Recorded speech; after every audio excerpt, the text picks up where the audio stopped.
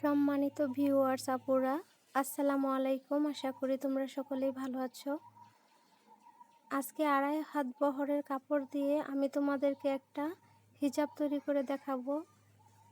এখানে আমি 2 পাটে কাপড়টা ভাঁজ করে নিয়েছি। নিকাব সহ সামনে কুচি দিয়ে এটা তৈরি করে নেব। এই যে এখন 2 ভাঁজ করার পরে আমি আরেকটা ভাঁজ দিয়ে এখানে কোনাকুনিভাবে করে নিয়েছি।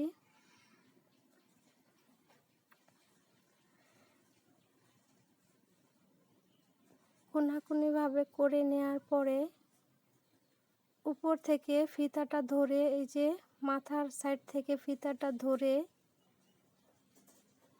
রাউন্ড করে একটা দাগ দিয়ে নিতে হবে। আমি এইখানে যতটুকু বহর ছিল সবটুকুই দিয়ে নিয়েছি। 2 হাত বহরের কাপড় নিলে এখানে জোড়া পড়তো, যেহেতু এটা অনেক লম্বা সেজন্য এখানে আমি জোড়াটা দেইনি, জোড়া পরে নেই। এইভাবে আমি ঘুরিয়ে ঘুরিয়ে সম্পূর্ণ আরেক পাশ পর্যন্ত মার্জিন করে নিচ্ছি।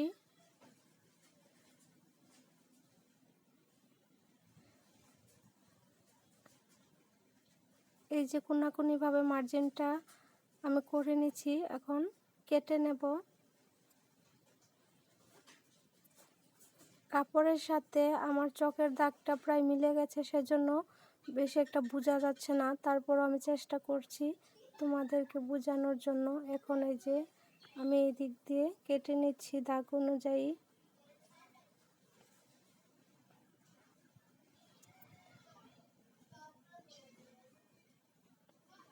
এখন পিছনের সাইডটা সরিয়ে তারপর মাথার সাইডে এবং মুখের যে মাপটা সেই অনুযায়ী দাগ দিয়ে নিতে হবে বা একটু করে কাট বসিয়ে দিতে হবে। আমি এখানে এলাস্টিক লাগাবো মুখের সাইডে, সেজন্য আর কাট বসাইনি। এখন মাথার মধ্যে যেই পট্টিটা লাগাবো সেটার জন্য আমি 4 পাটে একটা কাপড় ভাঁজ করে নিয়েছি। প্রথম 2 ভাঁজ করে তারপর আরেকটা ভাঁজ দিয়ে নিয়েছি। এখন আমি 5 ইঞ্চিতে এবং উপরের দিক থেকে 4 ইঞ্চিতে দাগ দিয়ে রাউন্ডভাবে এখানে কেটে নিয়েছি। মনোযোগ দিয়ে ভিডিও দেখলে অবশ্যই পারা যায়। তো আমরা কি করি, বেশিরভাগ ভিডিওই একটু একটু করে দেখি, তারপর কোনো কিছুই বুঝতে পারি না। সেজন্য যে কোনো ভিডিও সম্পূর্ণ দেখে মাথার মধ্যে ঢুকানোর চেষ্টা করতে হবে। এই যেটা কেটে নিয়েছি। এখন সামনের যে কুচিটা হবে নেকাবের কুচিটার জন্য এখানে আমি কাপড়টা কেটে নেব। নিচ থেকে আমি 4 ইঞ্চি উপরে একটা দাগ দিয়ে রাউন্ড করে কেটে নিচ্ছি। এইখানে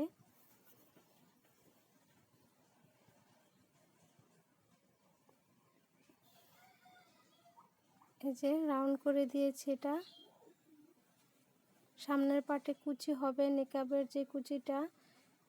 এটা যেহেতু 2.5 হাত বহরের কাপড়, অনেক বেশি মুখের দিকটা দিয়ে পাশ হয়ে যাবে, সেজন্য আমি এখানে কিছুটা অংশ কেটে ফেলে দিয়েছি। যদি এইখানে 2 হাত বহরের কাপড় হয় তাহলে ফেলে দিতে হবে না। কিছুটা কাপড় আমি কেটেছি। এখন এখানে আমি যে ফিতাটা বাঁধার জন্য বানাতে হবে সেই ফিতার কাপড়টাই কেটে নিচ্ছি।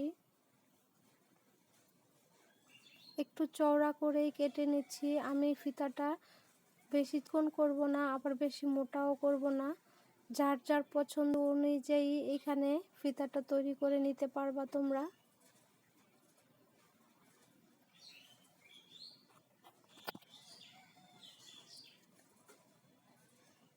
সাইড দিয়ে কেটে নেওয়ার পরে এখন এই পাশটা দিয়ে ওই যে সাইড দিয়ে কেটে নিতে হবে, তাহলে এখানে 2টা পার্ট হয়ে যাবে। আমি কেটে নিয়েছি, এই যে 2টা পার্ট হয়েছে। এখন সেলাই করতে চলে আসলাম। এখানে মাঝ বরাবর একটা কাটিং বসিয়ে দিয়েছি, আর কাপড়টা সোজা পাশে রাখতে হবে হিজাবের যে কাপড়টা। তারপর মাথার ক্যাপটা জোড়া লাগানোর জন্য, ক্যাপটা যেহেতু 2 পাশেই ভাঁজ আছে, এখন উপরের দিকে রেখে মাঝখান থেকে প্রথমে এক সাইডে সেলাই করে নিতে হবে। ভিডিওতে লক্ষ্য করো কিভাবে সেলাই করছি, বেশি টেনে সেলাই করা যাবে না, আলতো হাতে এটাকে ঘুরিয়ে ঘুরিয়ে সেলাই করে নিতে হবে। এই পর্যন্ত সেলাই করে নিয়েছি, এখন এটাকে ব্যাগ স্টিক দিয়ে কেটে নেব। এখন আবার কাপড়টাকে ঘুরিয়ে এই পাশে করে টেনে আমি আবার যেখান থেকে সেলাইটা শুরু করেছিলাম মাঝ বরাবর থেকে, সেইখান থেকে আবার সাইড দিয়ে সেলাইটা করে নিচ্ছি।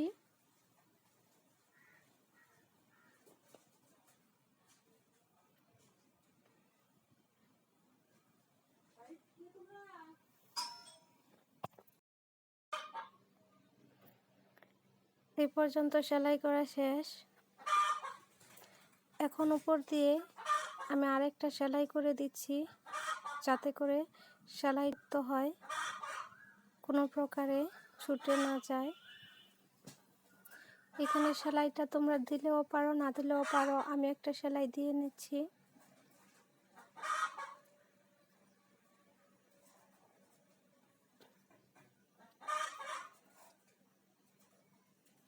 এখন আমি দুইটা এলাস্টিক কেটে নিয়েছি, এখানে 4 ইঞ্চি বা 5 ইঞ্চি করে কেটে নিলেই হবে, চাইলে আরও বেশি করেও কেটে নেওয়া যাবে। এখন মাথার যে ক্যাপটা লাগিয়েছি সেইখান থেকে জোড়াটা লাগিয়ে এলাস্টিকের, তারপর কাপড়টা একটু বল্টিয়ে রাবারটা টান দিয়ে ধরে তারপর রাবারের উপরে সেলাইটা করে নিতে হবে।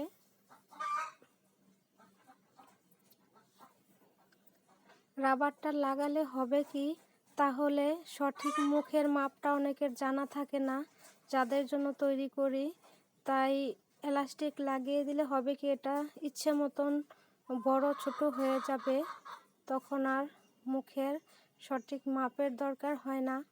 এই যে এইভাবে এলাস্টিকটা লাগিয়ে নিয়েছি, এখন আরেক পাশে এলাস্টিকটা লাগিয়ে নেব। তোমরাও যদি চাও আমার মতো এলাস্টিকটা লাগিয়ে নিতে পারো। এখন ক্যাপের যে কাপড়টা লাগিয়েছি, ক্যাপের কাপড়ের উপর থেকে একটা চাপ সেলাই দিয়ে নিয়েছি, আর এই চাপ সেলাই একদম এলাস্টিক সহ লাগিয়ে নেব।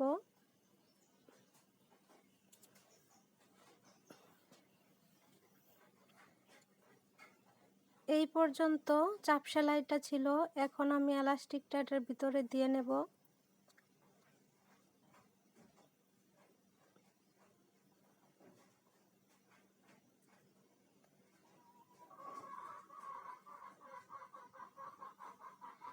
এলাস্টিকটা লাগিয়ে ভালো করে ব্যাগ স্টিক দিয়ে ভালো করে এখানে সেলাই দিয়ে নিয়েছি। এখন এই পাশেও সেম ভাবে এলাস্টিকটা টেনে লম্বা করে সেলাই দিয়ে নিয়েছি। এই যে এখন বুঝতে পারছো এটা আমি কোথায় লাগিয়েছি, এই এলাস্টিকটা গলার সাইডে থাকবে। এলাস্টিকের লাগানোর শেষ যেখানে, সেইখান থেকে ধরে এইখানে নিচ বরাবর আমি একটা সেলাই করে নেব।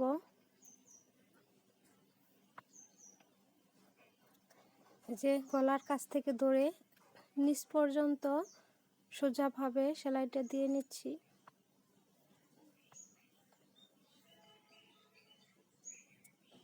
মনোযোগ সহকারে দেখলে অবশ্যই পারবে। আমি কোনো কাজ কারো কাছে গিয়ে শিখিনি, সম্পূর্ণ ইউটিউব দেখে কাজগুলো শিখে এখন আল্লাহর রহমতে মাসে অনেক টাকার কাজ করতে পারি।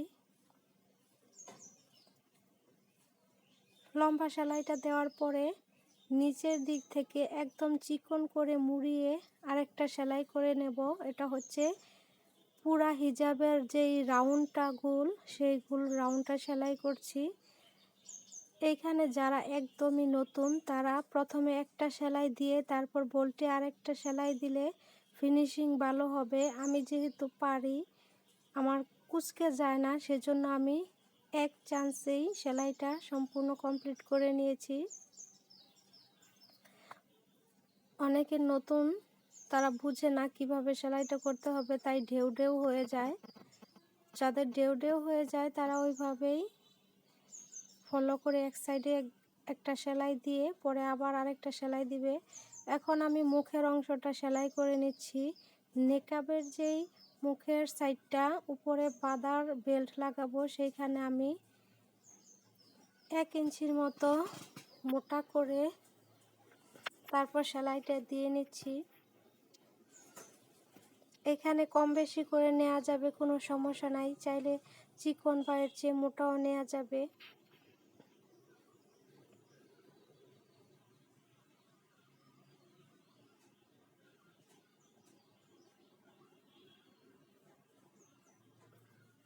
আমার ভিডিওটা যদি তোমাদের কাছে ভালো লেগে থাকে তাহলে অবশ্যই একটা লাইক বা একটা কমেন্ট করবে, যাতে করে পরবর্তী ভিডিও তৈরি করার উৎসাহ পাই।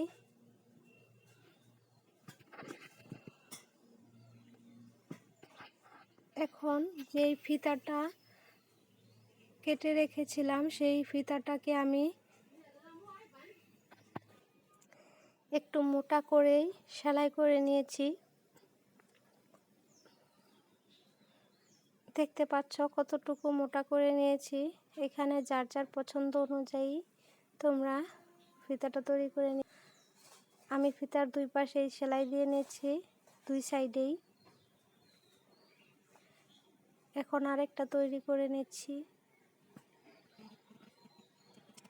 আমার এখানে দুইটা ফিতাই তৈরি করা কমপ্লিট হয়ে গেছে। এখন যে মুখের পাশটা সেলাই করেছিলাম সেই মাঝখান থেকে একটা ভাঁজ দিয়ে আমি এখানে 4.5 ইঞ্চিতে ধরে নখ দিয়ে একটু মার্ক করে নিয়েছি। 4.5 ইঞ্চি ডাবল করে এখানে নিয়েছিলাম 4.5 ইঞ্চি, খোলার পরে এটা 9 ইঞ্চি হয়েছে। এটা মুখের সাইডে ফিতাটা লাগাবো। মুখের মাপ, ফিতাটার মাপ এখানে 9 ইঞ্চি নিলেই হবে। প্রথমে ফিতাটাকে আমি এই যে ভিতরের সাইডে রেখেছি,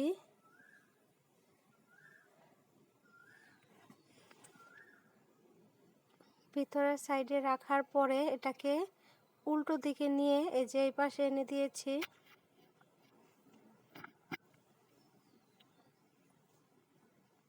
একটা কমপ্লিট। এইভাবে আমি দুইটা সেলাই করে নিয়েছি।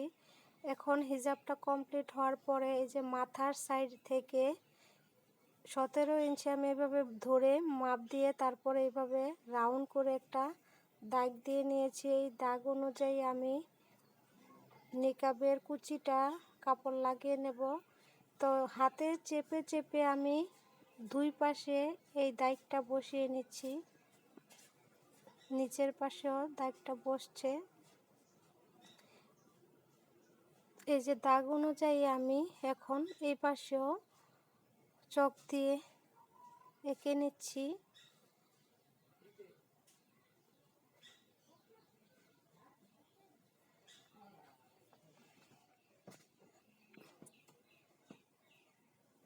এঁকে নেওয়ার পরে এখন সেলাই করতে চলে আসলাম। মুখের দিকটাতে যে কাপড়টা বর্ডার ভেঙে সেলাই করে নিয়েছিলাম সেইখান থেকে 5 ইঞ্চিতে ধরে আমি একটা কাট বসিয়ে দিয়ে উপরের দিকে কুচিগুলো দিয়ে নিব। এখানে অবশ্যই লক্ষ্য রাখতে হবে কুচিগুলো কিন্তু নিচ দিকে আসবে না। কুচিগুলো এইভাবে একটু বড় বড় কুচি ধরে উপরের দিকে দিয়ে নিতে হবে। হাতের দিকে লক্ষ্য করে দেখো।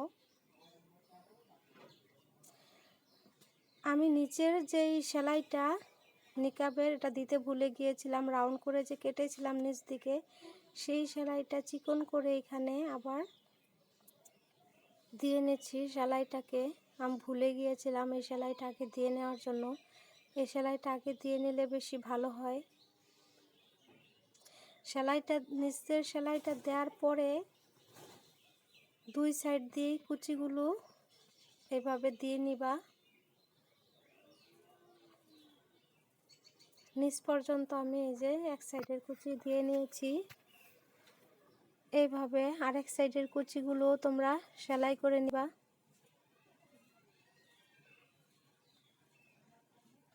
এই পাশেও সেলাই করে নিতে হবে কুচিগুলো।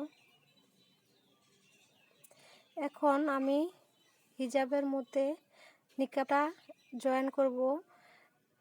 মাথার যে ক্যাপটা লাগিয়েছি সেই কর্নার থেকে ধরে দাগটা দিয়েছি সেই বরাবর নিচ দিকে সেলাই করব। এখানে হিজাবের কাপড়টা বাঁ পাশে থাকবে এবং নিকাবের যে কুচির কাপড়টা সেটা উল্টা পাশে ধরে তারপর সেলাই করতে হবে। আর এটা কিন্তু আমি এক পাশ সেলাই করার পরে মাথার পিছন সাইড থেকে ঘুরিয়ে তারপর আরেক সাইডে এইভাবে করে উল্টাভাবে সেলাইটা করে নিয়েছি। তাহলে এটা যখন ভাঁজ করব তখন সোজা পাশে চলে আসবে। আশা করি বুঝতে পেরেছ। তারপরও যদি ভিডিওটা না বুঝো তাহলে অবশ্যই আমাকে কমেন্ট করবা, আমি তোমাদেরকে রিপ্লাই দেওয়ার চেষ্টা করব। আল্লাহ হাফেজ।